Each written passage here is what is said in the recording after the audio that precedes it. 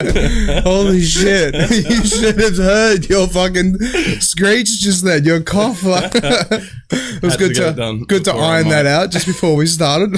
Yeah. So, lucky episode 69, we got a mate on, Adam Doulton, hanging out with you for a while now. Like, yeah. Like a couple of months. Yeah. Couple months, yeah. Yeah. Yeah, we got Damo on the cameras like usual. What's up? Yeah. Oh, wait, sorry. No, what's up? There you go. What's up? Yeah, what's up? All right. So, who are you? What do you do?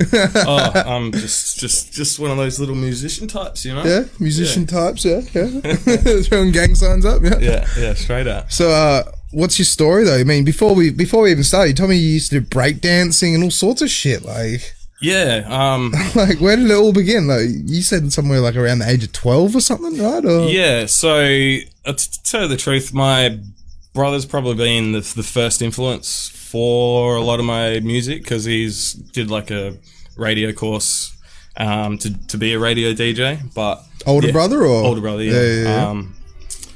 He's the first person to teach me how to queue up a record. So. Yeah. So when you say queue up a record, what do you mean? Like the next one, and then get it? Yeah. Okay. Yeah. Pretty much. Yeah. Yeah. I get you. I'm all digital, so you know. Like, yeah. So yeah, pretty much music's been through my whole family sort of thing. Like growing up singing in the car, and it's just always been there with the radio on, and constantly with, you know, calling in for radio competitions, and the music's definitely been a massive factor. Like your whole family would call up the radio comps and stuff. Have you ever won anything or anything? Yeah, all the time. So they brought in that you can't win in 30 days thing, but before that, before they brought in that, like my brother would call, and then because he'd won something, he would like grab one of my sisters or brothers or my mum and dad, tell us the answer to the competition, and then and tell us the answer to the competition, and then we'd like go down the radio station and pick up tickets and just the prizes, free whatever they got, or all sorts of stuff. That's a good way to start though. It's just like I know this like get so into like it. constantly listening to the radio like non-stop, and then so like when my folks would, you know, duck out and, you know, like someone was babysitting, I'd like sneak into their record collection and start playing their records and all that sort of stuff. Doing all the naughty shit you shouldn't be doing. 100%. Nah, because like records fascinated me at that age. Like, it's just, how does that work with that? And so, what was that when you were 12? Did you say? Or? Yeah, around that age. Yeah. So, but and then just sort of was like volunteering for a cadet group, which kind of put me in line with Blue Light Discos, and volunteering as a volunteer first aider is like a junior program for cadets. So what's a blue light disco though? A blue light disco. Yeah, go into depth. So it's like a what's it called? Like a underage thing run by the police sort of thing. So it's just kind of get the, you know, youth off the street on a Saturday night, or, you know, and they would invite basically relative schools and all that sort of stuff through. To basically dance and listen to music. So, and that's kind of my like first scene of like seeing DJs and all that sort of stuff. And I was like, looks freaking amazing. So, well, that's great though, because I mean, it's helping the community in a way, right? Like, I mean, as it says here, Western Australian Police Force, Blue Light, we do more than dance. Yeah? They do more than dancing. They do. Yeah, they do. And so, did you have to get your first aid certificate to kind of go off and do that at such a young age? Like, yeah. So my whole like family was into it. Even my nan, she was, she was a first aid nurse in the UK. Yeah. And then when she came over here with my obviously with my parents and stuff before I was born, so we've been in cadet since, you know, little ages, I basically stopped doing that when I was 18. No shit. Yeah. You just outgrew it, wouldn't you? Yeah.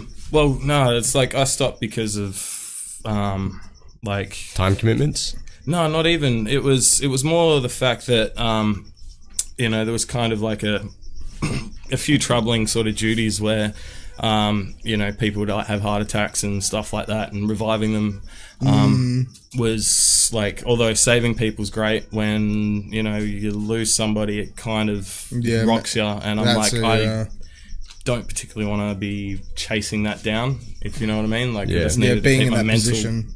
mental straight. No, I don't blame you for that. It's such a huge thing. It's like my brother, he's up north. Well, he's trying to get back up north, but he's trying to do his ESO, like emergency safety officer. And I mean, if you're up on a mine site and someone rips their arm off and you're the only guy there that has to sort that out, that'd change you. That'd really change you. Like, just seeing someone's arm, like, you know, 2 meters away because of a torque wrench or something. Right? So I don't blame you for that. Yeah, like, some of the volunteer stuff that I was doing, you know, you see some pretty gory shit. That's it, like, especially at the motocross, that was one that I used to volunteer for. And they just fall off and hurt themselves. Well, just you know, dislocations of shoulders and arms backwards, and all that sort of stuff. You made me squirm. I'm like kind of numb to a lot of like injuries when it comes to that sort of stuff, but yeah, so with back to the music thing. Back to that. Instead, we're sidetracking on, you know, talking about being a manly man. Yeah, so the Blue Light Discos was like a massive eye opener for me to what, you know, DJs and stuff can really do, like, and like for people.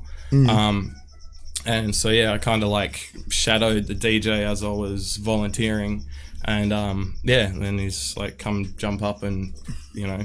So how old was the DJ though? Was he like established in the scene kind of thing a bit, or? Oh no, he was just at least like 40, 50 at the time. Oh really? yeah. So an old school, well, not even old school rave, because this is the early 90s, right? Or so like 99, 2000 sort of stuff. Yeah. So and like that. So basically learning on what's called those Denon 2000s. Yeah, we were talking about that before. Damo, pull them up. I got them already lined up right here. Here we go. Look at those. Deviance 2000 F. Who could even pull? I can't. Nightmare, absolutely. Yeah, it looks like a nightmare. And one of our guests ages ago, Dale. Yeah, Dale played on those as well, and he even said it's just like, it's so hectic. It's a different beast, man. Like, but the same animal. Yeah, exactly. So that looks like something you'd see in an old school pub or something like that. Like a part of the amplifiers and everything else, like screwed into the actual into a rack. Yeah, into a rack. That's what it was. It was into a little enclosed rack. Well, you get the DJ off the rack. Yeah, so there was like a like you get the little rack, like you can get the portable rack boxes. Yeah, and that was just in that. So look them up. Look up portable music. So people at home know what that looks like. Yeah. Oh, that's hectic then. That thing would have been so heavy to lug around, right? Like, I didn't have to lug it around because it was already set up for me. So you just rock up like the DJ should and be like, "There's the equipment." But yeah, no, it was a really nice dude. So like he would basically like that. Yeah, no way. Like half the size of that. Half the size. Yeah. Okay, and so you crouch down to me DJing like, off that. That's sick. Yeah. You beat a lot of people doing that. So right? I used to sort out his requests for him, and then hand him the CDs to play. Yeah. And he'd be like, "No, that one's shit," and then like, or give me that one, or but and sort of organizing people's records and stuff like that. Kind of like got me used to track selection and what will work and what won't work. And, you know, it's all that 90s hip hop that, you know, we all love and hear about everywhere. Yeah, so, the classics, the proper classics. Not this mumble rap shit. Sure. You know, Tupac, Biggie, and Wu-Tang. It's time to become the old man show. Let's start shitting on some like new hip hop. Yeah, that's it. Yeah, 100%. Well, later on in the episode, we should definitely talk about Lil Nas X or whatever his name is. Nike's literally come out and just been like, you have to stop. Like, we're taking you to court. Like, I have no idea about that. We'll go into that later. You'll laugh. It's pretty full on. But go on though. Sorry. Enough about that bullshit. Let's talk about terrible DJ equipment from the early 90s. So how many gigs did you do on those then? Was it a few or? Quite a few, yeah. So I was Blue Light Discos all through primary school. So from Yeah, they're so nuts. Like in primary school, using them. I mean, that starts you out on the right track, though, right? Like, how are you as a 12-year-old? How did you wrap your head around this, man? Like, you were 12, just looking at this thing being just extremely focused and curious. And like, I would like literally like I'd shadow watch, like, and you know, even when I was like old enough, 18, at gigs at Metros, like I'd be up on the top. The balcony. On the balcony, just watching, you know, like people like Andy C, and I'm just like mind blowing. And my mates are like, "Why aren't you dancing? Are you bored and shit?" I'm like, "No, like I'm just eyes front, like," and that's so much fucking enjoyment for me. Like, watching these like crazy DJs just pull off some friggin' insane shit that I haven't seen before. So that's what used to fixate me at Capital as well. Standing behind Death Disco, just watching me like, oh my god, I use the same equipment as that. Oh my god, how is he doing that? Yeah, definitely. So like, I would try and get my hands on whatever equipment I could to either practice that and so watching has pretty much been the main thing. But like, you know, now it's easy to just click a tutorial and go back and go, oh, that's what they did. Sort of thing. But I suppose like early on in the piece, it was just constantly watching. And so you never purchased a set of those ever, did you? No. And then God. Yeah, that's it. It probably would have been expensive as well back then. I think so. Yeah, probably. I don't know. I think maybe a grand. Yeah, that's it. I'm not too sure. That's pretty full on. I didn't really think about money back then. Yeah. But then you were saying as well, you bought a pair of CDJ 100s. So how did you progress into that? Yeah. So this was part of the. It's about to get bright. Part of the breakdancing story. So when I started breakdancing, it was part of a youth group initiative from one of the councils to obviously get, you know, troubled kids off the street and all that sort of stuff. So, so I started dancing. Well, it's a good way to, like, you know, it's breakdancing and dancing in itself. You express yourself, like, and it's a great exercise and it just like works all your muscles and it just, you know, it keeps you fit. Yeah. Would you bring your own cardboard? Did you bring? No. How did polish floors in a what's it called? Like this, like that. Like polished floors, almost like that. Yeah. But then, like, what type of tricks could you do with breakdancing and stuff like that? I could do flares, windmills, and somewhat of a handspin. Okay. But yeah, my body got to a stage where I needed to actually get more muscle mass. Yeah. And I just couldn't sort of pull off as many as the tricks as I wasn't progressing fast enough, so I was getting real frustrated with it.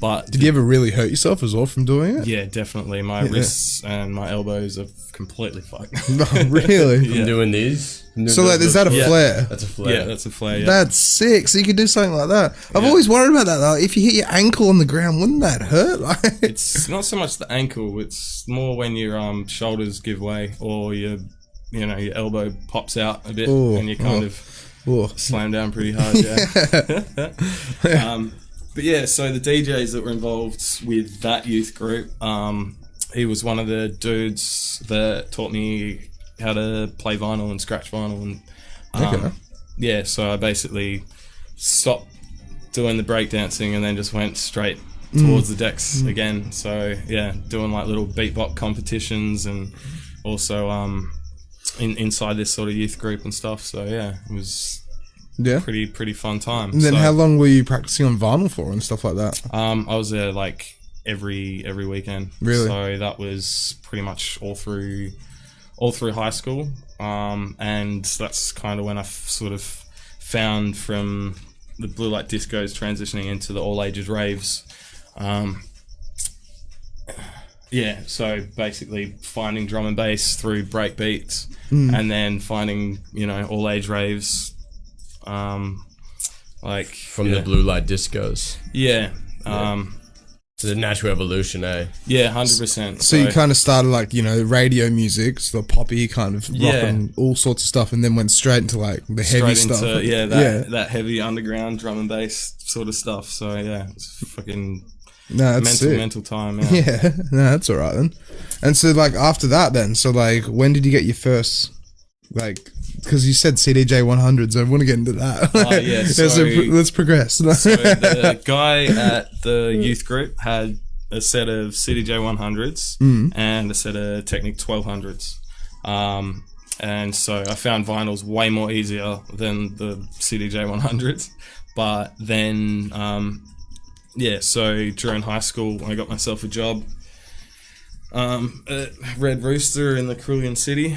Oh yeah, that's not there anymore. Like, I remember that one every single time I go to Perth because I'm from Busso. I'd be like, I want to go there because I loved it. So like I'd either wag school to go work so I could afford my vinyl or equipment and just saving up for like a couple years, and I ended up picking up a set of CDJ 100s and a little new mic mixer from Extended Play, which was a record store in Mosman Park and Leederville.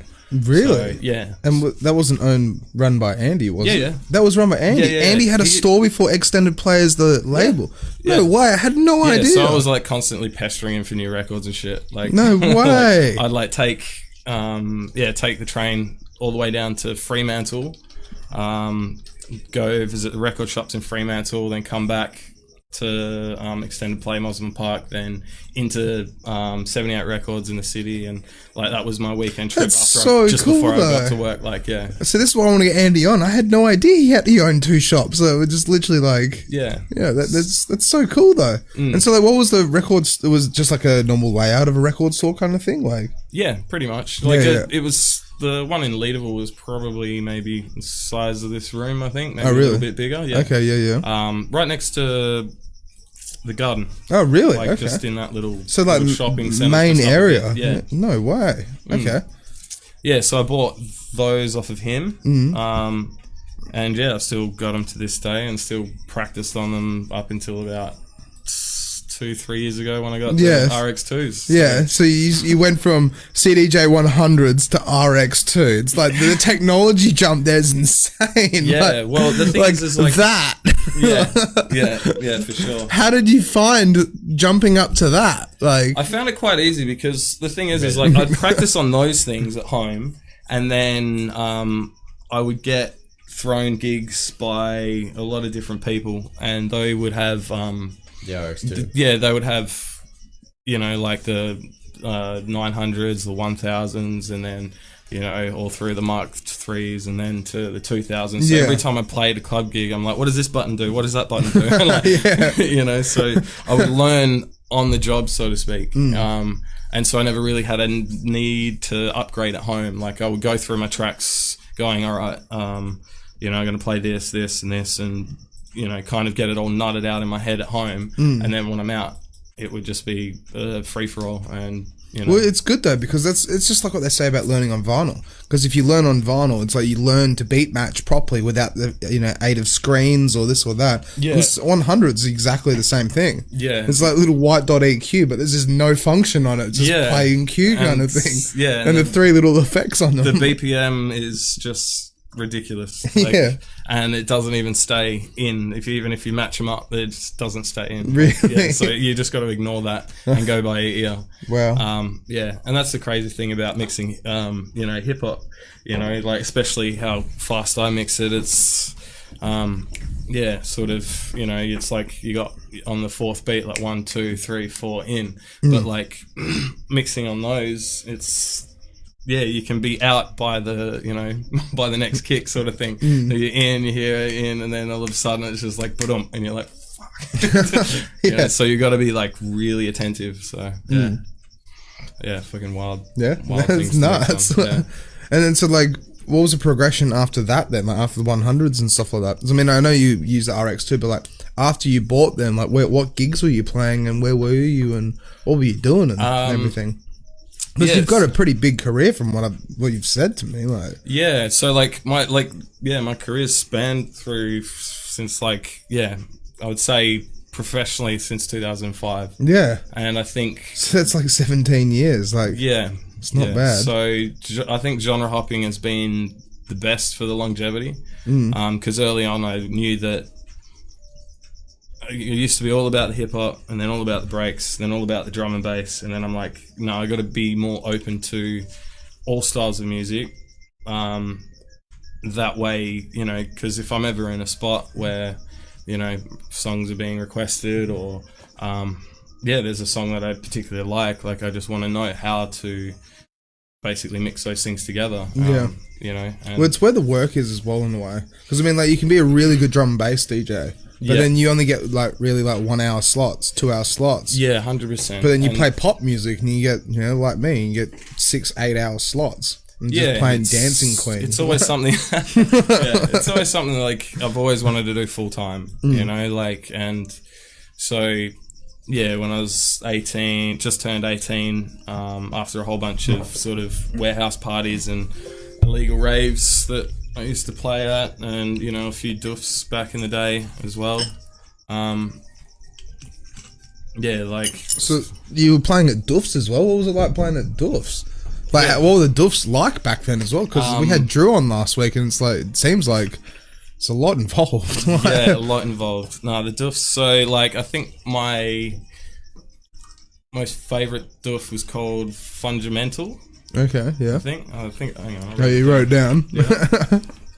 Yeah, Fundamental. Yeah. Yeah. That was an insane party. Yeah, and it's, you know, similar setup to what they've got now, to be honest. Like, so I was doing, going to raves, playing at a few raves, going to doofs, playing at a few doofs through high school, and then into the, still doing it pretty much. But yeah, and then so into the club stuff at about 2005. And so I was like 17, 18. What was like your very first club gig? Like, do you get butterflies and anxiety? Like, oh my god, hey, club. Well, to be honest, that's one of the reasons why I became a DJ, is to get over my social awkwardness and shit like that. And so speaking on mics and stuff like that, it's always been weird for me. And then also like starting up, you know, some sort of conversation or whatever, like when I was a lot younger. So, well, I mean, I'm the same as well. Like weddings and shit like that.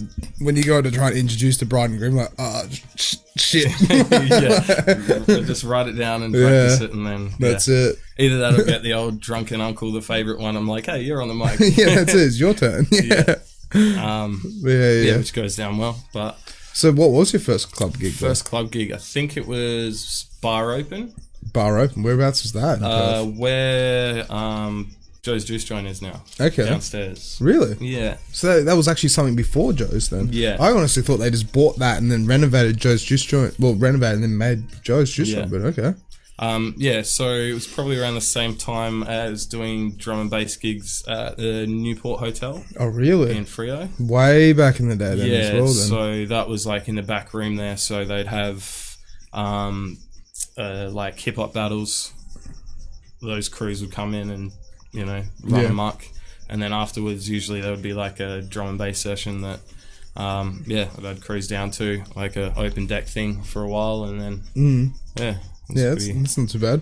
Well, as in, like, how often will you go out to these events? Because, like, it's one of those things as well. It's like, you know, if you want to get involved, you got to be there. You got to, you got to hang out. You got to be at the events, at the parties, and this and that, just to try and, socialize. Yeah, 100%. So, like, I would be at, like, every single gig that I could possibly get to, but then, life got in the way and I had to get a real job and all that sort of crap. Even though that I had my own mobile business set up and I was already pretty much on my way to earning, to living off music. But the parents were all like, that's it. Get a real job.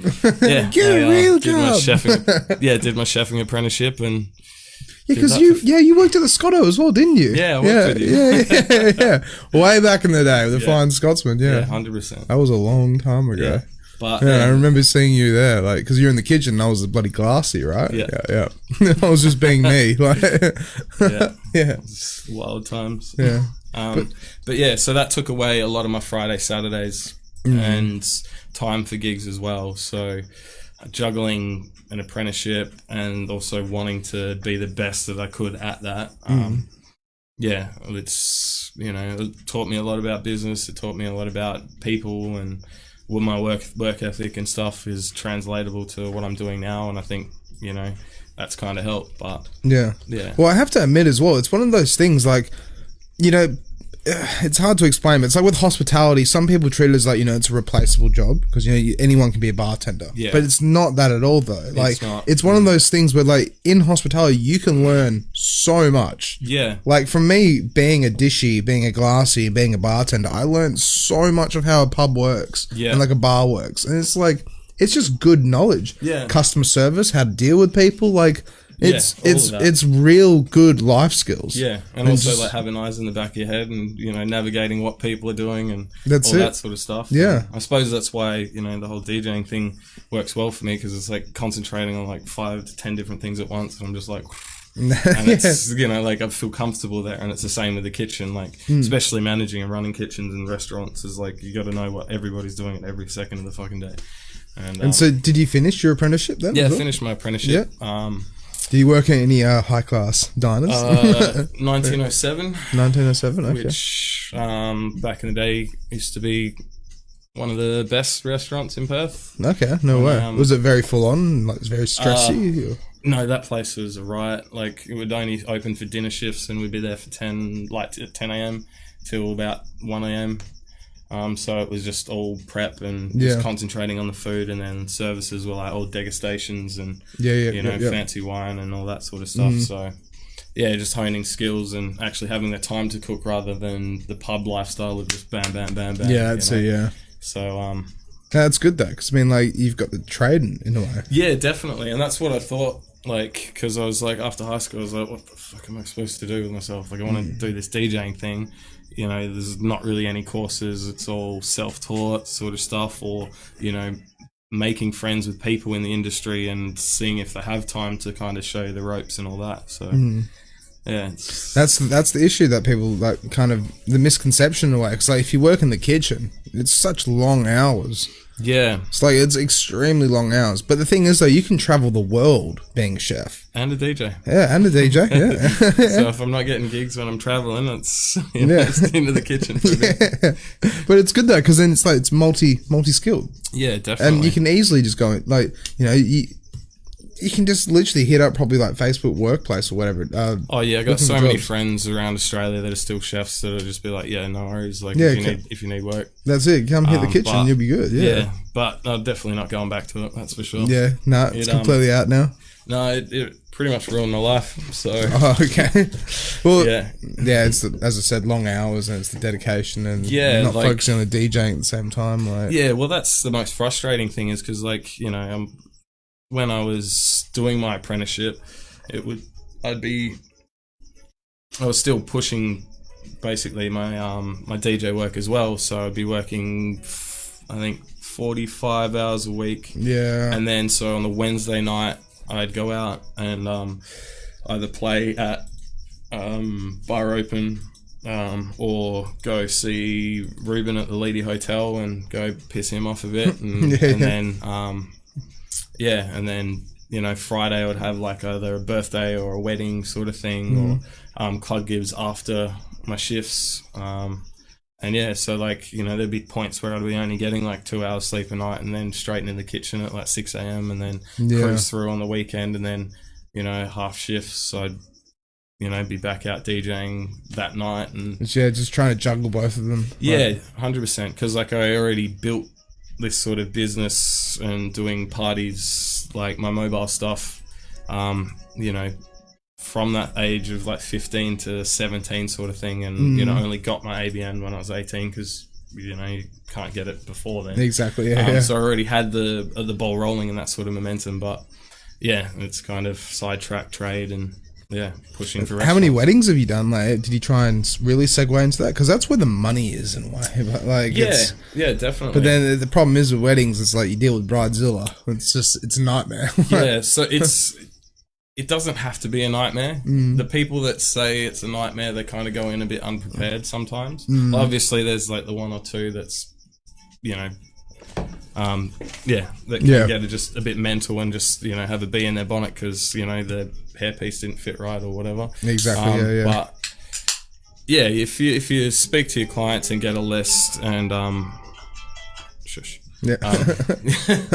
Yeah, if you speak to your clients and go through the format on how you work and how the night's going to work and what they expect, and you tick all those boxes with them, by the time it comes around to the night, usually they're 100% fine. That's it. It's just crazy. Yeah. Yeah. I think the craziest wedding I did was for one of my mates it was like she was a cyberpunk chick and he was like full Italian, no, Greek. So traditional Greek wedding with like zombie Christ and fucking hard goth metal, and like mixing those two things together. Oh my god! Yeah, it sounds like a party and a half. That was testing. Yeah.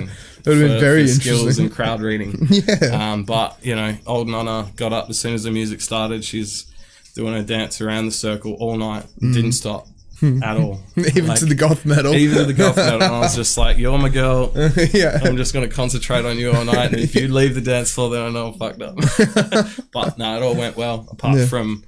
Yeah, so I had to run away from the decks and let the track run out because one of the aunties fell down the stairs. Cool. And I caught it out the side of my eye, and then I just basically bolted to help her.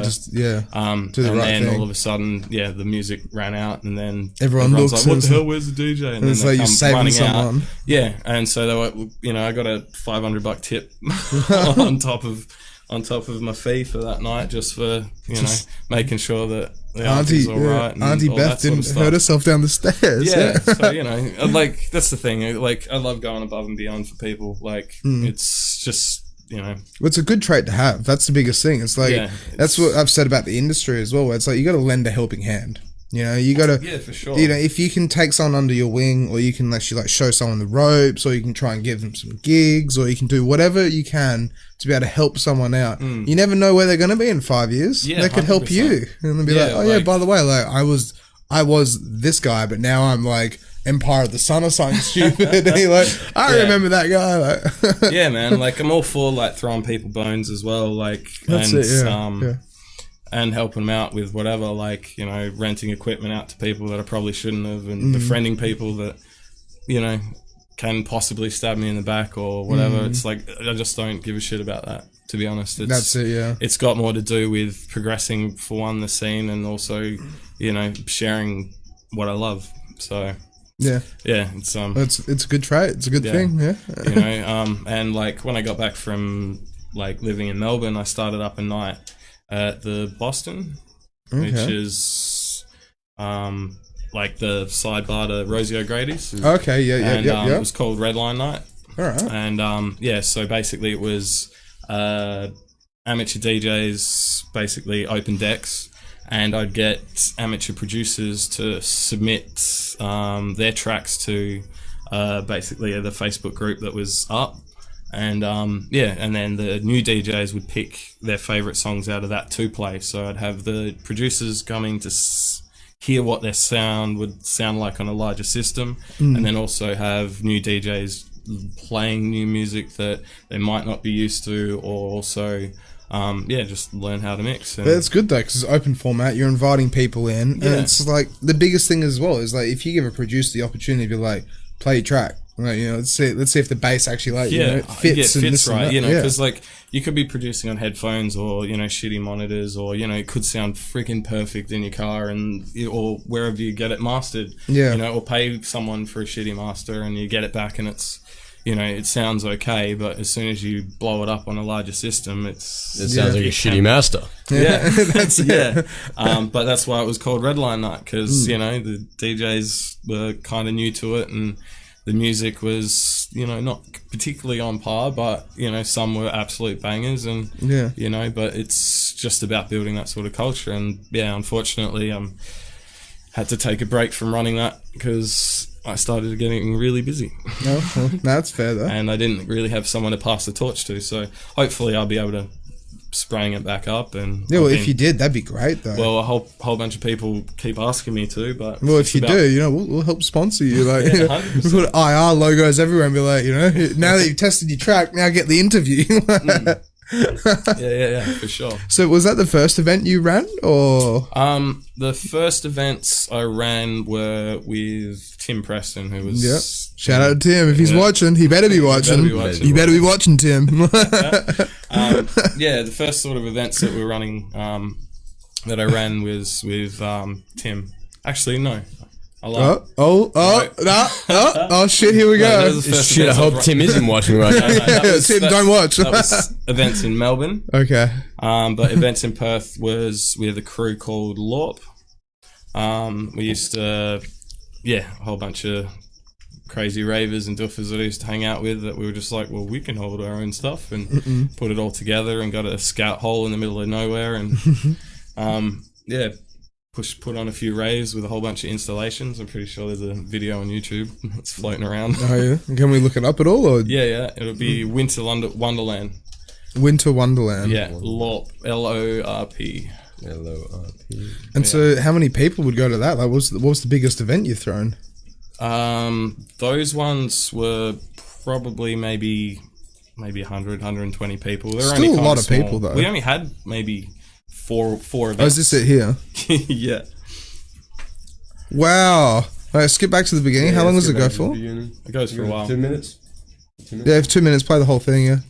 Yeah, so that's from the outside, but that's sick though. So is that like a paper mache thing? Or don't skip it. Let's keep watching. Yeah, so we had like the Lycra screens at the back, all these lasers and a huge stage. And DJ Dark Elf, that's a dope name. Yeah, it's a whole bunch of old doofers. Do you like Dungeons and Dragons, bro? The old D&D.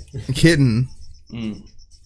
But yeah, that's when I used to go by Chef. DJ Chef. DJ Chef, that's sick. Terrible name. That's so cool. Like, it's just like old school rap. Like, what year was this? What does it say there? 2010? 2010. Yeah. No way. Yeah. So 11 years ago. Yeah. What kind of DJ decks were you using there, man? They were, I think we had 1,000. We got Hutcho down. Hutcho? Yeah. Old school. You don't know Hutcho? No. Terrible. Shame on you. Oh, shit. Sorry. And MC Naysayer? Was she any good? I can't remember. I don't really know her too well. I don't really remember much of that night either. Yeah. You can imagine everyone's just getting it on the piss and just having a good night. And were they going till the morning as well? Or? Yeah, that went till about 6 a.m. Oh, shit. That's sick. That's sick. Where's DJ Chef? I want to see it. I think he's up next. I think it came after this guy. Yeah. Here we go. Come on, DJ Chef. There we go. Yeah. That's awesome as well. You still use 4UK. Yeah, so that was in the early stages of transitioning. Damn, look how young you looked as well. We had fire twirlers and all that sort of thing. CDJ 100s. That's right. I brought my 100s because they only had the Technics. No shit. Yeah. So yeah, shit. Yeah, that's awesome. That's lit, man. Yeah, so crazy installations, all the lasers and all that sort of stuff. So yeah, those are sort of the first parties. What were the locations? Like whereabouts were they and stuff like that? Like that one was at, I can't remember. Really, I know it was a scout hall south of the river, somewhere. I'll Google it. That's really cool though. Yeah. And so, like, how many did you throw? Like 3 or 4 or 5 of them? Yeah, we had sort of 3 little warehouse things like that, and then started bringing them into a club night at Bar Open as well. And then, everyone else started getting busy. So that's awesome. Life happened. That's so cool though. You got like that. How many? It has 208 views. That's really cool though. Like that's awesome. Yeah, like I was constantly pushing for, trying to do my own thing, and like all the roadblocks that I'd be hitting by, hitting DJs up that I really look up to and all that. So I'm like, when are you going to give me a set? When are you going to give me a set sort of thing? And they'd be like, like I've got my own work to do sort of thing. And, a few keeping it close to their chests of their gigs because, they did. But, so I was like, well, one way to mitigate that is just start throwing my own stuff. So, but it's still like the things you would have learned from that as well. Like it's so awesome. Yeah, because it's just like the whole learning curve is all right. Let's throw a rave, and then like eventually going off and doing your own thing. Like, well, you learned from the first one. shouldn't be too hard to copy and paste, right? In a way. Yeah, definitely. Yeah. It's, yeah, definitely one of those things where it's, and then so like trial by fire. With the budgeting and stuff like that, were they kind of expensive? Your own little things when you were after, or because like what was your first event after that kind of lot then? Or was it with Tim or? Yeah, it was with Tim. So yeah, but that was when I moved to Melbourne. But yeah, like the budgeting and all that sort of stuff, it was just all the DJs would just pitch into a big pool and try and get it done and volunteer their time and, you know, for installations and, you know, what gear can you bring, what do you have, and mismatch of whatever, and and just make it a good night kind of thing, successful night. Definitely. And then, you know, the pre-sale, hard tickets as well helped a bit, because, you know, the more we sold of those, the more that we could put that back into the production. And there wasn't really a scheduled budget back then. It was just like, let's just hold a fucking party and everyone pull the money together and shit. It was quite cool. So what drove you to Melbourne then? How did you go to Melbourne? Melbourne was a chance to pursue my chefing career and also sideline with the music stuff as well. So I'm going to be like, so I was like, well, my next stage, because I worked in pretty much every place in Perth, and I was like, well, I need to get out of Perth and experience more when it comes to being a chef, and then also music-wise as well. So, so I went over to Melbourne to sort of run a restaurant over there, and really, you ran a restaurant over there? Yeah, like I didn't own it, but the head chef over that's there, awesome at a few places and stuff. So you designed the menu and the whole lot kind of thing, or? Design the menu, all the food costings, budgeting, and that's staffing. Sick. And that's awesome though. That's really good. Like, I'll remember that. Like, you can actually, like, you know, do that. That's sick. Like, it's weird because it's like it's a full management position where you're budgeting, you know, almost like hundreds of thousands of dollars in food costings and wages and all that sort of stuff. And then, you know, when I tried to leave and go for a management role, they're just like, you just cook food. And it's like, no, like, budgeting constraints are down to the cent, down to the gram. Like, you know, I'm pretty good with numbers. And so what happened with that? That you just like, you did just want to get out of there? And I worked myself into hospital pretty much. Oh, really? So it's just very full on. I was working at this one restaurant and I was doing about maybe 85 to 90 hours a week. Shit. And that was in charge of 2 restaurants back and forth. I mean, the money would have been good, right? No, shit ass. Oh, fuck, what? Stupid salaries, Yeah.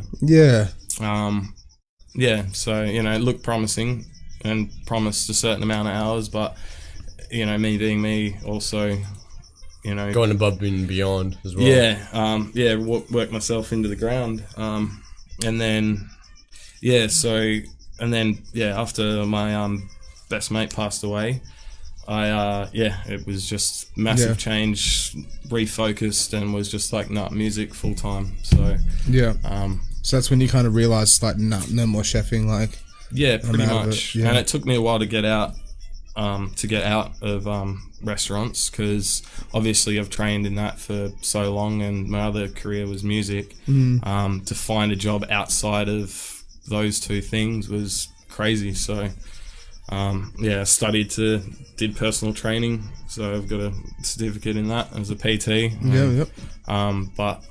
PT is actually, like, it's not that hard to get, but it's really good money doing it though, as long as you got the clients and stuff like that, right? Clients and commissions, and, like, you know, some gyms want you to rent space regardless of clients as well. Oh, really? Yeah, so, like, I had no idea about that. There's a lot of back end stuff with it as well. So, and they don't tell you that during the course either. They tell you that at the end of it, and then I'm just like, wow, I've just wasted another lot of time. Well, not really, because now I know how to work out properly, and I don't need to hire a personal trainer.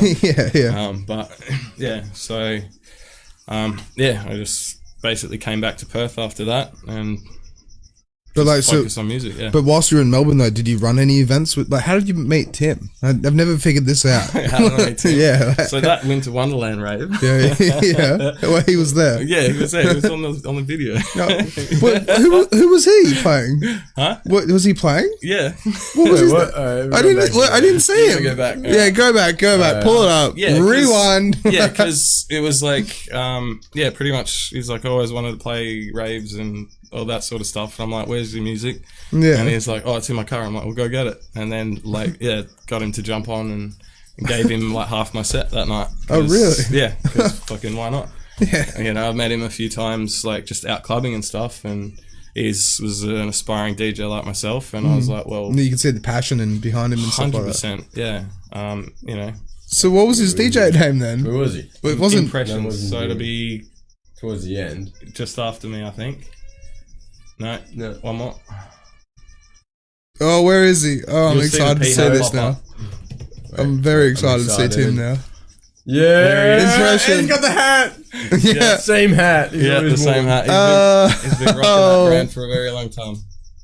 I don't blame him. But that's great. The P for Preston. Yeah, but you didn't get to see his face. That's why I didn't see him. Like, it's just like, he probably just didn't want his face on the thing. Like, no, I don't know, man. He's just very focused when he makes when I get him back home, we'll pull this up and be like, so why didn't you? Huh? Like, I couldn't pick you out. Should have known by the hat. So then with that, like, because he went to Melbourne, you went to Melbourne, right? Yeah. So I did a party he booked me for a party at Club 138 or something like that on Barrack Street. Okay, yeah. Bar 138. Yeah. And yeah, because that's near Taka Takas and it's like so right in the heart of the city. Yeah, we put on a party there together, and then then he kind of dropped off the face of the earth, and you know, I was dealing with my chefing stuff, and then I was like, I'm going to move to Melbourne, and then I announced it on the social media that I was moving over, and then just a random Facebook message saying, hey bro, you're in Melbourne. I'm like, yeah. And then we got chatting and talking about like the struggle to get gigs over there because of the promoter system and all that sort of stuff, and so we're just like, well, let's put our own shit on like we used to, like, you know? And it's like, let's get the grind back. Yeah, let's do it. What was the promoter system? What do you mean by that? So, like, I wonder if it's similar to Perth. You need to bring like 20 people to the club consistently to get like a first slot, and you get $2 per head per person you bring. But someone coming over to Melbourne not knowing anybody, it's like, how the fuck do I bring 30 people to your club? Yeah. So like hustling, trying to find people to come. And then I was like, you know what? Like, I'm just going to bypass all this and put on my own shit. And which worked out well. So I put on my own, we put on our own event, and then started booking DJs from the venues that we wanted to play at, and then found the back door through that way. Yeah. So, well, that's a smart way of doing it, 100%. Yeah. Because then it's like, if you book DJs that say, you know, this and that place venue or whatever, then you go, hey, 100%. Like, you know, we gave you a gig. Can we have a gig? Yeah, pretty much. Yeah, so our first event that we ran was at Track Lounge. Track Lounge? Yeah. Whereabouts is that? Is that like South Yarra or Chapel Street or something? So corner of, it's like up the north end of Chapel Street. Okay, yeah.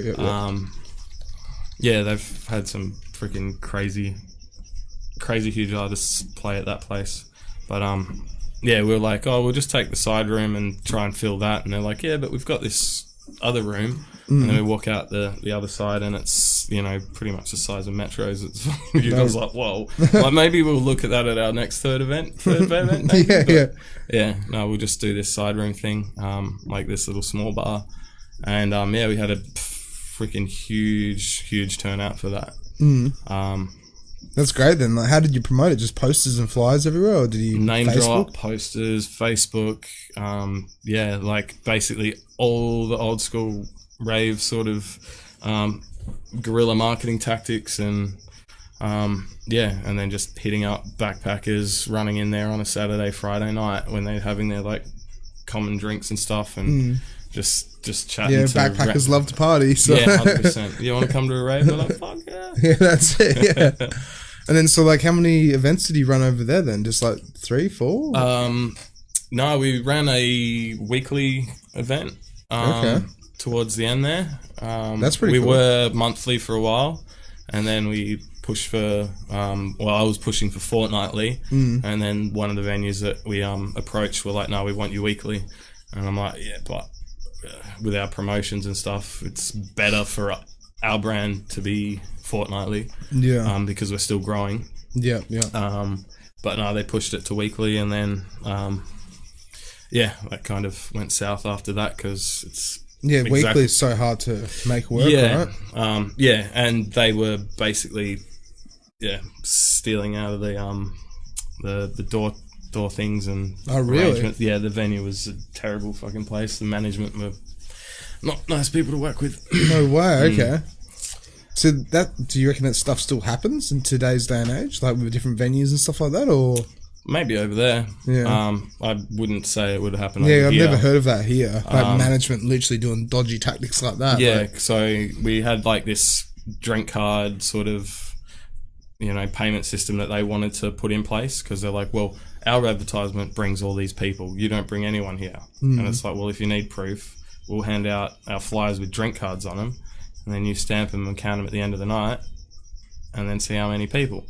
But then, they'd be stamping them with their stamps or throwing them straight in the bin. And I'm like sitting at the end of the bar watching this going, this is actually happening. This is actually happening. And so, we just called it with that venue. And then they, try to use the same branding for the same night. But after we left, it just went straight downhill. Well, it can happen like that as well, right? That's the thing as well, what people don't realise. Like, you can throw a really good event, but if you don't have the backbone behind the event or the music or the DJ that like makes the event kind of thing, 100%, then it will just skyrocket downwards. Yeah, because like if you start a new event and it's like you got some amazing DJ that can play the music that needs to be played and keep the crowd entertained, then he buggers off 6 months in. You can't find someone that can do that same job. Yeah. Goodbye. Same thing with the management. It's like you just put a new guy in doing the tickets and the bookings. Like, I don't know what to do. Yeah. And the whole thing falls apart. Yeah. And to be honest, that's probably like the first time I've ever spoken about it outside of, me, Tim, and the other couple of DJs that were our core people. Like, I haven't really. We just left. There was no bad mouthing that venue or anything. Yeah. We don't work there anymore, and we've moved on. It's one of those things where it's like sometimes it's not worth it, man. Like it is what it is. Like some venues are good to work for, some aren't. That's it. And it's always good not to burn bridges. Like never burn bridges if you. Well, they definitely burn bridges with us, but that's just business in a way. Yeah, sometimes. Yeah. It's the same with working with people. It's there's no point in talking smack or that sort of shit. That's it. But then unfortunately it's just like with the hospitality industry, it can be so toxic sometimes that just word spreads. People talk and people start Chinese whispers from one to the next and it's just like, that didn't happen though. Yeah, I hate it though. Like I get so many people around me get caught up in that stuff and I'm just like, why do you get, it's just straight up, it's just like, why though? Like just ignore it. Like what the fuck's wrong with you? It's just so bullshit sometimes. Yeah, definitely. Yeah. Do we have any comments, Damo? No, not at the moment. Oh, not at the moment. Very rude one. Okay. Yeah, very rude. What is this? So then, you came back from Melbourne, right? And so, what was the drive to come back from Melbourne? Then, just wanted to get out of there, or you didn't enjoy it as much, or? So like after my best mate passed away, I was just like, need to come home and regroup because he was in Perth. And so basically packed all my shit up, jumped in the car and just left. You drove back over. You didn't drove back over. 2.5 days, just drove straight. It was just fucking that delusional and that. Yeah. Just hit the road and probably had maybe 2 hours sleep over the whole trip. Fuck. Yeah. Fuck. it was a fucking crazy drive up. Yeah, it is a full on drive. I've done it twice. Like, it's pretty full on. Yeah. Yeah. I'd like to do it again though. Yeah. Maybe with like over the course of like 2 weeks or something. Not so much like not 2 over 3 a weekend. Yeah. But then like, so what have you been doing since you've been back? Like you've been playing at different places around Perth and stuff like that, and like How was when you came back? Were you able to segue back into the DJ industry, or did you have to? Yeah, a little bit. Like I've been really lucky because a lot of how I get booked is through people needing someone last minute, and I've always been that guy. And that's throughout my whole career pretty much. So like I haven't really ever really needed to look for gigs. Yeah. You know, obviously there'll be spats where I'll be, you know, work will dry up and then I'm, you know, start hitting people up and, you know, but yeah, I've been pretty lucky with that. But yeah, so I came back from Melbourne and yeah, took basically maybe 3-4 months off work, off everything to kind of get my head right. After my mate and stuff. Yeah, everything happened, yeah. Just a full mental reset, and then started going out, and then basically I think my first gig back was at the Saint. I think it was the Saint. Whereabouts is that again? Yeah, where is the Saint? The Saint is in. It's not Leaderboard. Cedric Street. Around the back there. Yeah, so it's north of the river then. Yeah. It is not it's not Balcata area. No, it's not the Saint. No. Oh, the Saint. That's in Innaloo. Yeah, that's the one. Oh yeah, that's like next to the big ass giant venue, man. Yeah, and that's next to the cinemas, right? Across the road from cinemas. Down the road. Yeah, down the road or whatever. Yeah, that place, I got told ages ago, that place used to pop. Like, it used to go off. Yeah, so were you playing there when it was good? Saturday, Sundays. No shit. So that's why it was popping off then, because you were there, right? Something like that. No, I was there with a friend of mine, DJ Tani. She's absolute weapon. I think I've heard of her, actually. Yeah. Yeah, she's around the scene still now, isn't she? Yeah. So try and hit her up for an interview. She'd probably enjoy that. So I'd play there with her and all that, and then after that was pretty much Sewing Room when it first opened. So I did a few events with a friend of mine called Midnight Resort. Okay. And then we did Sweet Saturdays, which was all the 90s throwback and like club music pretty much. And we were there for pretty much 3 months. Really? Yeah, in the very early stages. No shit, okay. 3 months of the first, like, when it was a pop-up bar.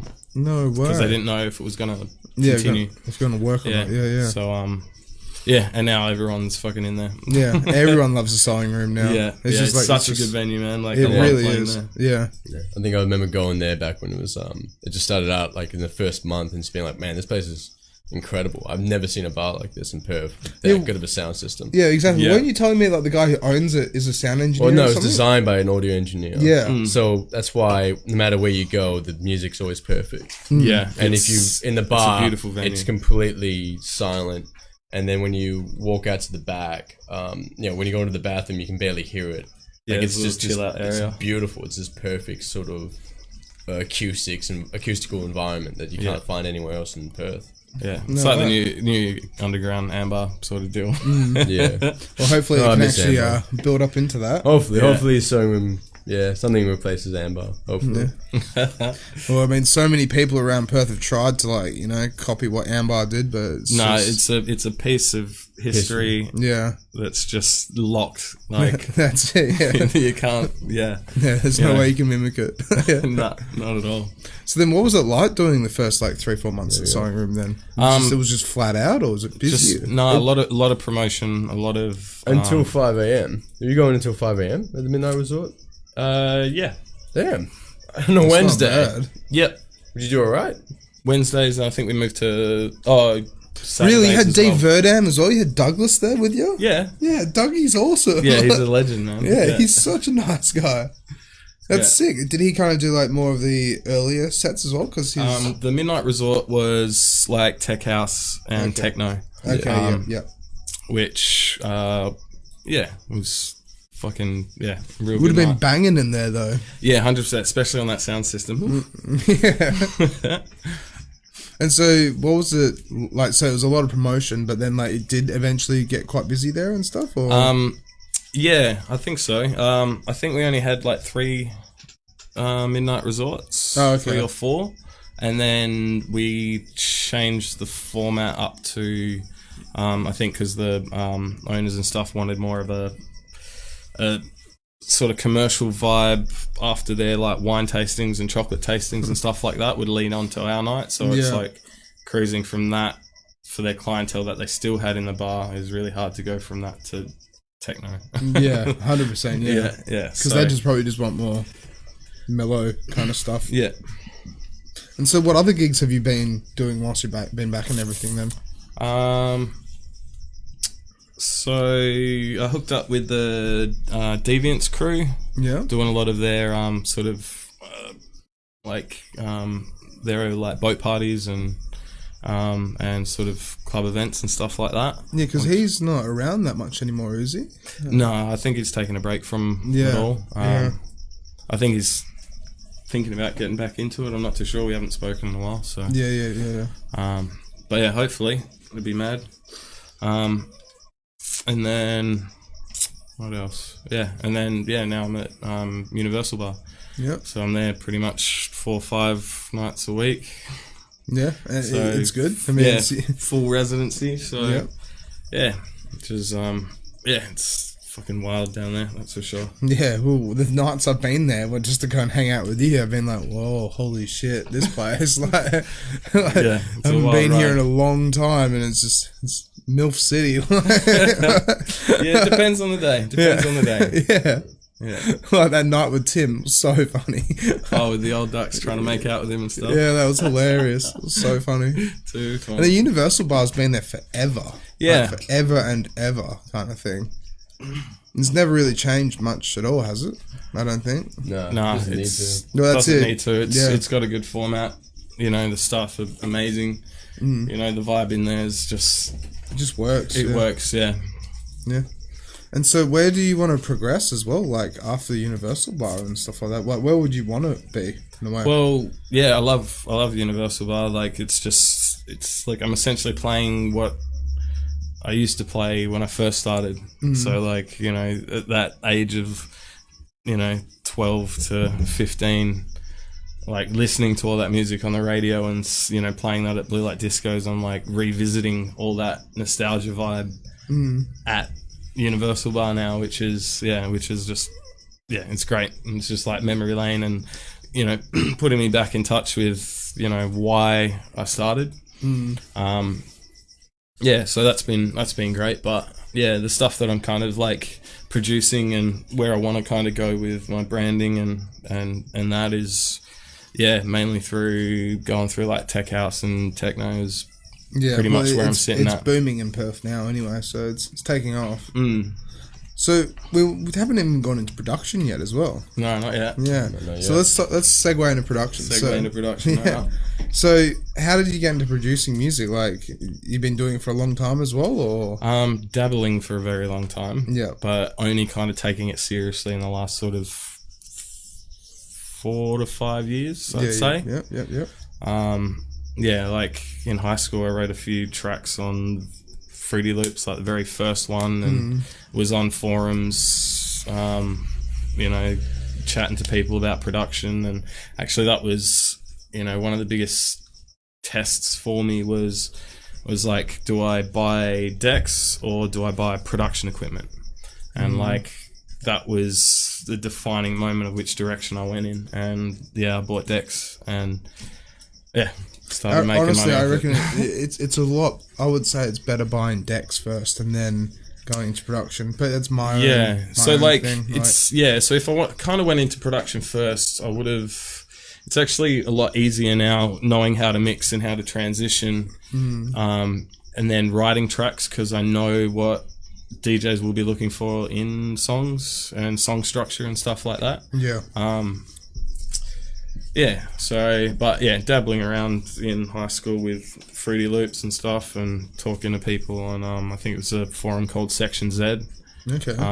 Yeah, I've had like 3 conversations with Joel Deadmau5. Like, oh really? Yeah, way back in the day. It was fucking way. weird. Like, and I didn't realize until I like logged onto my old account that I'm just like, holy shit! Like, it's him. Yeah, like, giving me Deadmau5. production fucking advice. Yeah. But yeah, it's just a shame that I didn't really avenue that as quickly. But yeah, then threw a whole bunch of remixes out there every couple of years, and dabbled in that, and then sort of when I'm like, pretty much when I moved back from Melbourne, I'm like, look, you know, this music thing is exactly what I want to do. So I got to, you know, sit down and actually think of a proper plan.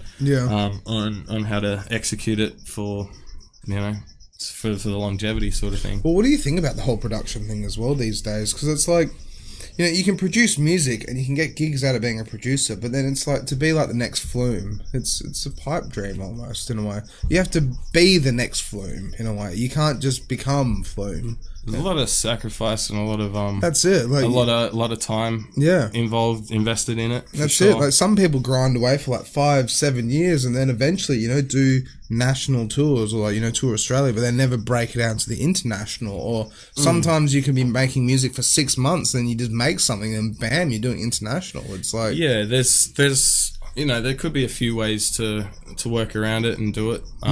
You know, at the moment I'm just making music for the sake of it, like to kind of, and by the sake of it I mean like just to express yourself and have fun with just it, right? finding my sound and finding the kind of direction and experimenting with different genres, and you know, and if it's not perfect, it's fine at the moment, because even though I am posting it up, it's like, you know, I get feedback off of it, and it's just kind of a learning curve. But the last sort of 4 years I've been throwing freaking everything at it, and apart from DJing, I'm just in my studio making music and punching it out. So because that's what's just so whack though. It's just like, you know, if you're not doing it to try and be successful, you're just doing it because you're doing it. That's awesome. But then the people that try and do it to become successful, it's like it can be so hard to do to become successful in the music industry. It depends on the pressure that you put on yourself, to be honest. Like if you're it's like if you're DJing for a job, then you kind of start to hate it. But if you DJ for the love of it, you know, you're there every night and you're like, hell yes, right? That's it, you just it's the love same with production. Like if it's a massive slog for you, then it's probably not something that, you know, you can do. But it's just about, you know, putting that time in for it and evaluating it, really. That's it. So Damo, can you pull up Adam's music, please? Right here, man. Oh, you have it right here. All right, so This through is Midnight Holiday. Well, first of all, we have the 4UK. Yeah, the Spotify. He's a verified artist. Did you get the check? Oh yeah, I even got my first royalty check too the other week. So I'm officially a paid producer. Nice. Like, how many views and stuff like that? How did the royalty check work? Was it off Spotify or through different channels? So it's on Apple Music, iTunes.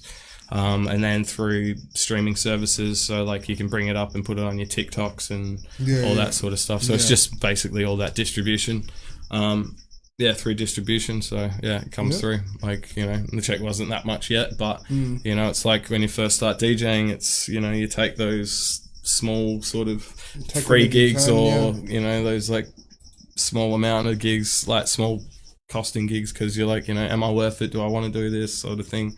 You know, when you're first starting out, and then, you know, gradually, you know, you find your pathway. You find your pathway, and the money, you know, starts rising with you, sort of thing. Now that I've got my first little royalty check, I'm not going to be giving up on this music. Yeah, good. Yeah, that's good. Thing, yeah, for sure. So, which song was it that you got the royalty check from? It was 3 of them. The 3 that were on Spotify. Benzine, Where Do We Go From Here, and London. Okay. Yeah. Well, let's play all those tracks and dissect them. Yeah. All right. So let's Yeah. Apologies. You got it. Yeah. Apologies. Yeah. You got it. Yeah. No technical difficulty. No. Can't be a difficulty when we're having this much fun. Yeah. Yeah, straight up. Just turn the bass up a little bit. Yeah. Yeah, so this track I released just... you might have to speak a bit closer into the mic. Yeah. Yeah, I made this one just before Midnight Resort. So I was just like, it's handy that the names kind of coincide. Mm-hmm. How long did it take you to make as well?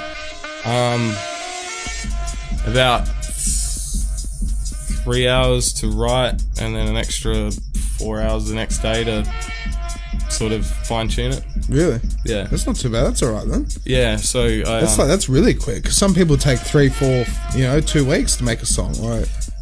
Yeah. Yeah. So like I said about putting my putting the time into it, like I wanted to be able to write songs fast, so that way,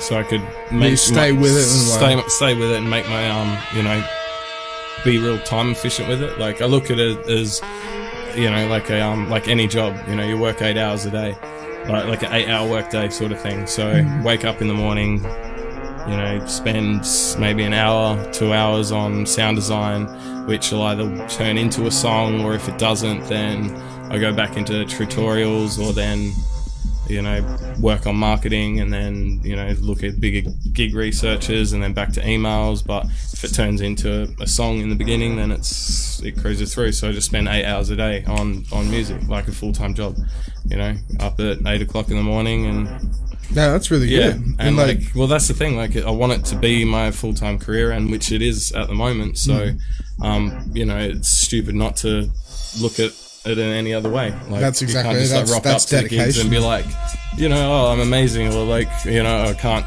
work, I can't get any more gigs. It's like, why? It's like, you gotta look at it as a job, That's it, yeah. Well, see, that's the problem I had, where it's just like I was trying to dedicate myself to it, but I had so much else going on, so trying to juggle everything. Yeah. And I couldn't dedicate myself just to one thing. Like, yeah. But if you're doing that, that's great, though, because you'd be learning so much from spending the time and actually knuckling it out, kind of thing. It's a pretty cool track, though. It's really got the vibes and the feels to it, in a way. It's just like echoey saxophone. Yeah, so that 15-second sample, that's the only thing that I used for this track. I warped and transposed all of it for the bass lines, the kicks, the snares, everything. I just wanted to use that one sample and test myself to see if I could make a full track out of just one little soundbite, and that's what it came out like. So I'm like pretty happy with that. It's pretty cool. Like, it's not bad at all, like I said, and to work with the Midnight Holiday as well. Like, did you kind of just like, Midnight Resort was what? But it's like, did you play this as like the theme song or anything like that? Like, yeah, I did play it. Yeah, it sounded wicked at Sewing Room for sure. Yeah, it would have. Yeah, I didn't really plan the name because I released this, and then 2 days or a day later or something, I got a call saying, "Do you want to join us in running this event?" And I'm like, "Oh, cool, what's it called?" And I'm just like, hilarious. No way. yeah. Alright, well, cool. Let's go on to the next one. The next one is London. So where did this come from? With a capital N at the end. Yeah, just fucking around. This first sort of like so this was like one of the very first releases you... not one of the very first ones, but the kind of first one in the direction that I kind of want to go in. So it's like a bass housey kind of tech house vibe. I don't know. Yeah. I don't know what to call the genres of my music, to be honest. Well, that's a good thing, though. That's good, because then you're not following suit. You're doing your own thing, creating your own sound. Yeah, exactly. What BPM though? Huh? What BPM? I think this is like 126, 128. Okay, yeah. So it kind of falls in the house category. Kinda. That was it. And so what's the story behind this one? How do you put this together? Buttons, clicks, and transposing. yeah, the whole lot, just sitting in my room making stupid shit. I don't know. It all comes through like sound design. Like I don't really go in with a purpose when I write, which I think helps in a way. Well, that's some days I do, some days I don't. And the days that I don't go in with a purpose and I let everything free flow, you know, I end up with music that I want to release. And days that I go in with purpose.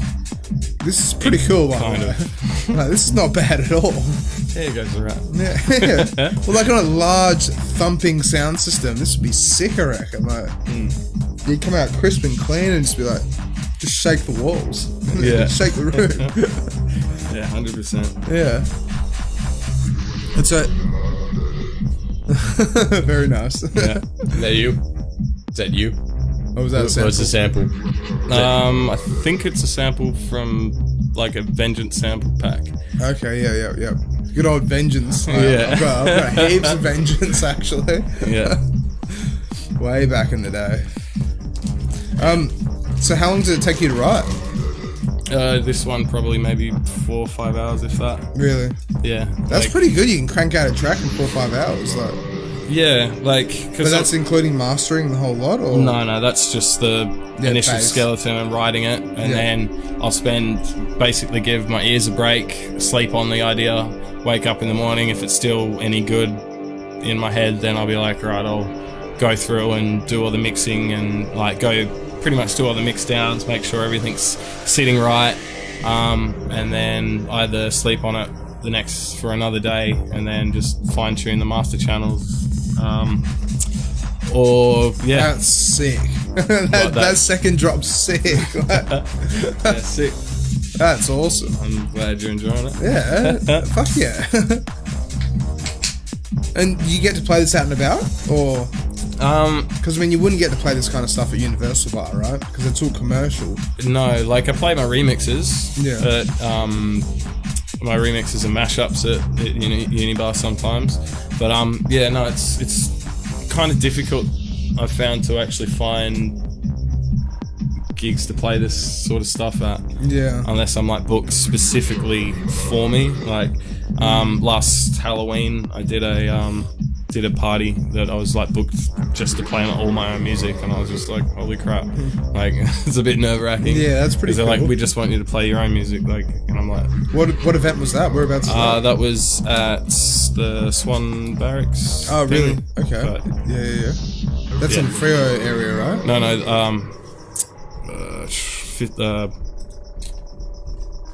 in Northbridge. Swan Barracks.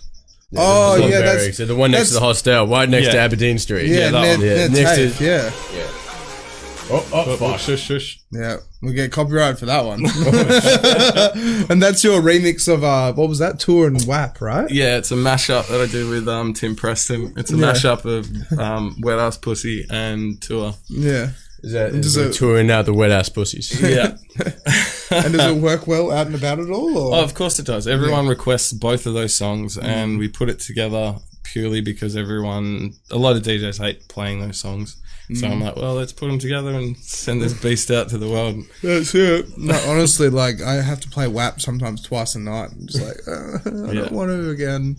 But it's just, the crowd asked for it, the staff asked for it. I'm like, right, whatever, I'll do it. Yeah. I don't think I could get away with it at Unibar. I think there's... No, it'd be a bit too heavy, the old maybe. ducks will have a heart attack. Yeah, that's it, yeah. They'll just be like, full on getting into it. Although last track of the night, I usually play that one sometimes. Like, oh, really? Yeah. Yeah. It's because, bedtime band's finished. And then it gets a bit more wilder for the last like half an hour or whatever it is. It gets a bit more full on. And so this one, Benzene? Benzene. Yeah. Oh. This sounds cool. Yeah. And so where did you get the name from? Obnoxious. I was looking at the back of my cigarette packet and I was like, that's the name for it. Benzene. Yeah. It's amazing. Yeah, man. So what the World Health Organization is saying, do not listen to this song. Yeah, no, it's so obnoxious too. Some people like it, some people hate it, but...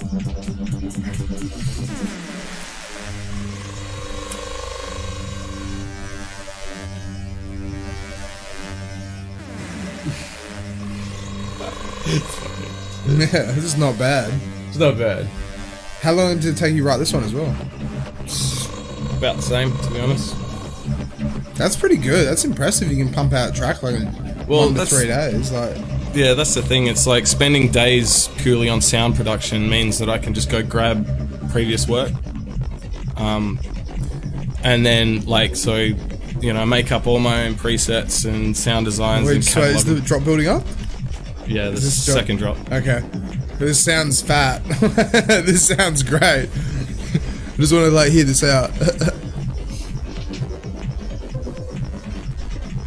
Oh, it's still building up? Yeah, okay. Builds and builds and builds. Okay, yep. But this is like Boris Brecher kind of shit. Like, yeah, like this is like good techno. Like I would say that this one kind of does, would kind of fall into the techno category almost, yeah. Yeah. But it's just like, it's pretty cool. Sucks we can't have the sub turned up because I was just like rattle through the microphones, but fair enough. It sounds like it'd be very fat. And so what were you saying sorry before? Like, so with this one, you got the name off the back of a cigarette pack. Oh, here we go. Yeah. Alright. Yeah, I'm terrible at like naming songs, so I just like look around me and I'm like, that'll do. No, benzene's not a bad name for it. Mm. Sounds like some sort of party drug, but it's actually in your cigarettes. Yeah. It's not good for you. Yeah, no.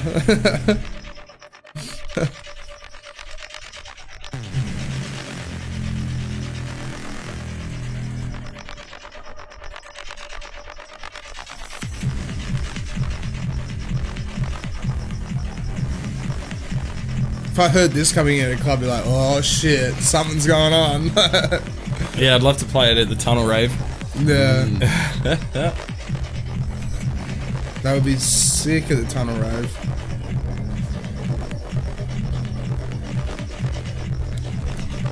So that's built up now?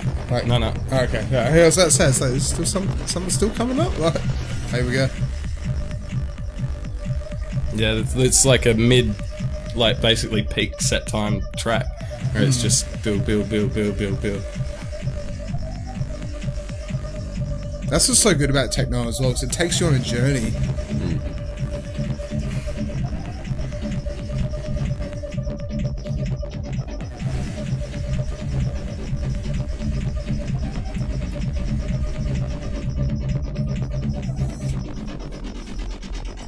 Oh.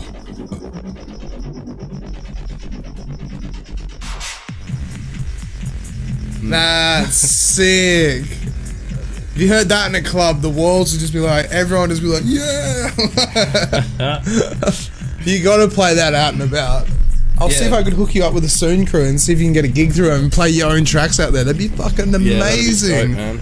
Like, I'll ask the guys and stuff like that, because this is a banger. Like, even if you get one of the guys to play this track, like in the Tunnel Rave, that would have gone off. Yeah. That would have just been like lasers, lights, and just strobes, and just thump.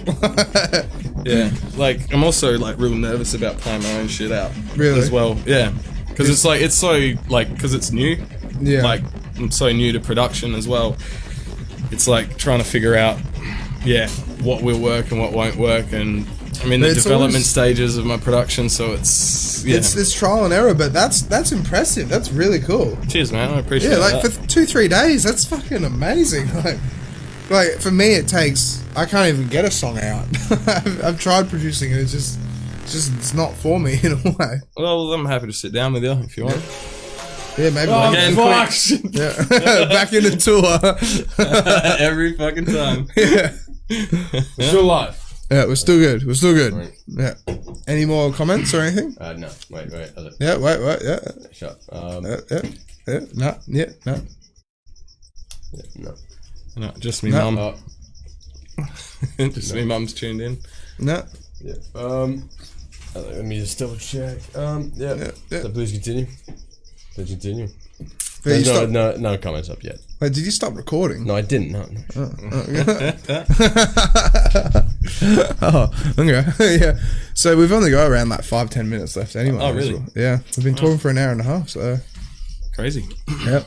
So then with that, like, what advice would you give to someone that's trying to get into production and stuff like that? Just research. Just spend all your time on, basically, mimicking tutorials is a really good way. Also, finding maybe someone that is in heavily that does a lot of production, and kind of shadow them and see if they can give you some time to go through some stuff with you. And yeah, like a lot of it you can find on the internet for free and all that sort of stuff. Yeah, tutorials are so useful. Yeah, and that's a good way to start. Like, even I spend time on tutorials and stuff when I get stuck. I'm looking for a particular sound that I've got in my head, and I'm like, mucking around with my synths, and I'm like, can't quite get it. And then, I cruise through a whole bunch of tutorials, and then, by the end of the day, I'm just like, all right, cool, I've got that one nailed, and it's in the bank. So, but like I said though, like, to be able to do that in like 3 days, that's impressive. Like, I don't, like, in 6 months, or 9 months, and so you're still doing like almost everyday production in a way. Yeah. So like, you'll be up there. Like, in 9 months, you'll be right up there. So like, even during so that sort of 3-4 months that I like spent readjusting, it was going, I want to do this as a full-time career, not just DJing but music production and all that sort of stuff. So I just looked at it as a work day, because I wasn't chefing. I moved back in with my folks, and I was just like, all right, well, got to do something with my time, and I might as well push at this as hard as I can to make it happen. So up at 8 o'clock in the morning, and this is the perfect time to do it all as well, because the world's still in lockdown.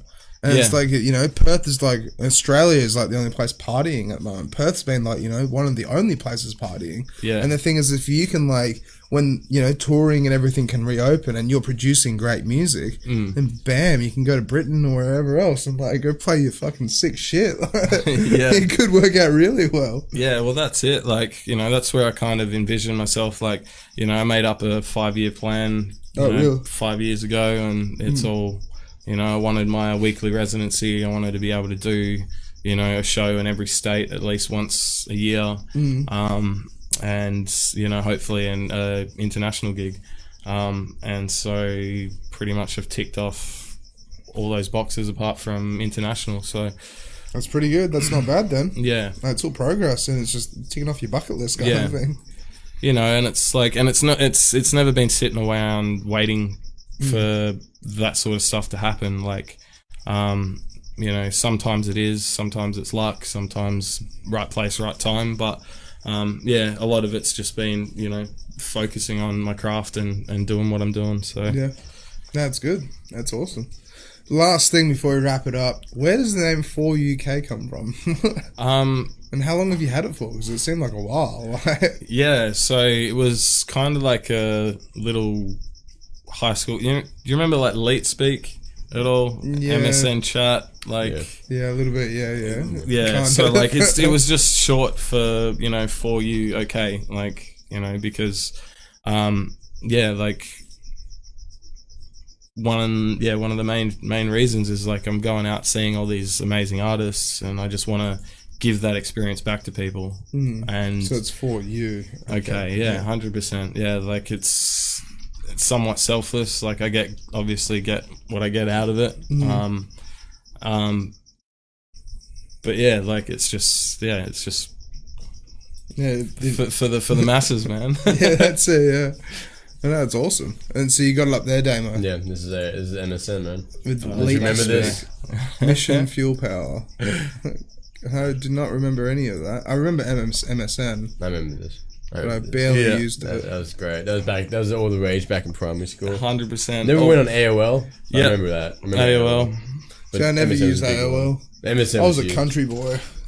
Yeah. What were you guys doing back then? You shove like just messages up donkeys' asses and then release Mountain Wild and hope texting people on our Motorola Razors and Nokia phones.